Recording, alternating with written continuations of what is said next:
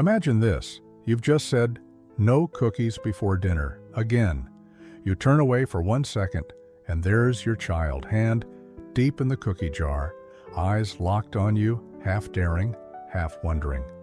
Or picture a teenager who agreed to a curfew, then walks in late and shrugs.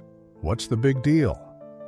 If you've ever felt like a broken record, repeating rules that seem to invite immediate testing, you are not alone. This moment is one of the most common and exhausting parts of parenting. It can feel personal, like defiance, like a battle of wills, like something is going wrong. But here's the surprising truth. This isn't a failure, yours or your child's. This testing is as natural and necessary as learning to walk. That hand in the cookie jar isn't really about the cookie, it's a question asked through action. Is this rule real? Does it still apply when you're not looking? What happens if I try? And if you stay with me for a few minutes, you may never see these moments the same way again. At its core, testing limits is about psychology, not rebellion. Children are not tiny adults with fully developed brains. They are explorers, scientists in a giant laboratory called life, and their main way of learning is experimentation. They are discovering the invisible structure of the world, how rules work, how cause and effect connect, how much self-control they have, and how their actions affect others. When a toddler throws food after being told not to, they're not being bad, they're collecting data. Does it always fall? Does the reaction stay the same? What does no actually mean? When a school-aged child begs for 5 more minutes of screen time, they're testing how flexible a boundary is. When a teenager challenges a rule with, "That's not fair," they're developing moral reasoning and a sense of justice. Every test asks the same deeper question. Is my world safe? Is it predictable? Can I trust the people guiding me? And you are the most important landmark in that world. This is why the true meaning behind limit testing is curiosity and a growing need for autonomy, not defiance. When we label it as defiance, we turn parenting into a power struggle, putting ourselves and our children on opposite sides. But when we see it as curiosity, everything shifts. The child at the cookie jar is curious about consistency. The late teenager is curious about consequences and trust. They're asking where the fence is and whether it's strong. That reframe changes frustration into empathy. It allows us to see the behavior not as something to crush, but as a need to be met, the need for clear, reliable structure. So what's the solution? Not stopping the testing because that's impossible, but learning how to respond in a way that passes the test. This means setting clear, consistent limits and holding them with calm explanations. Clarity looks like simple, age-appropriate rules.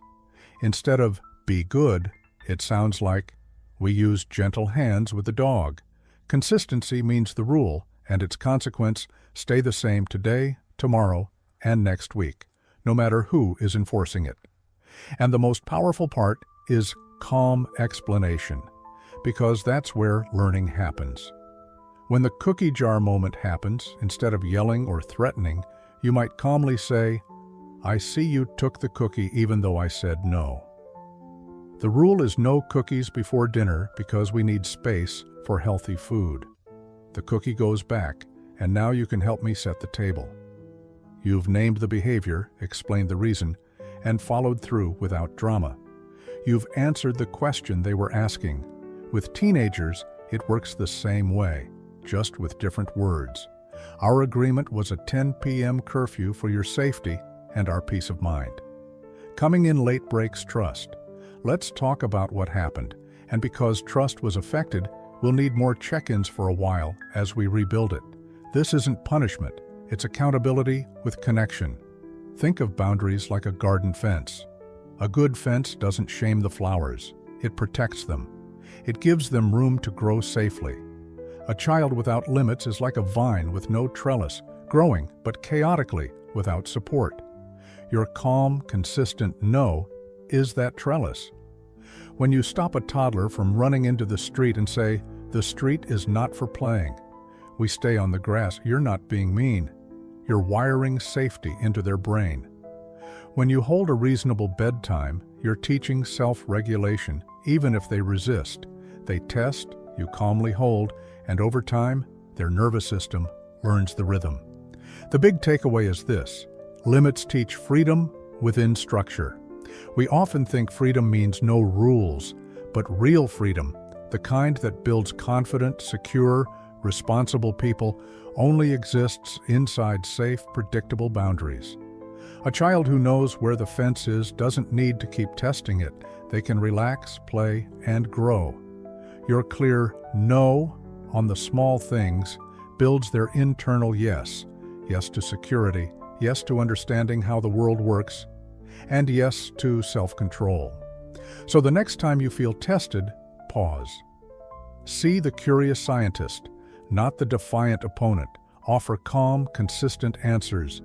Because in those moments, you're not just ending a power struggle, you're building the structure that will help your child stand strong on their own. For more videos like this, like and subscribe.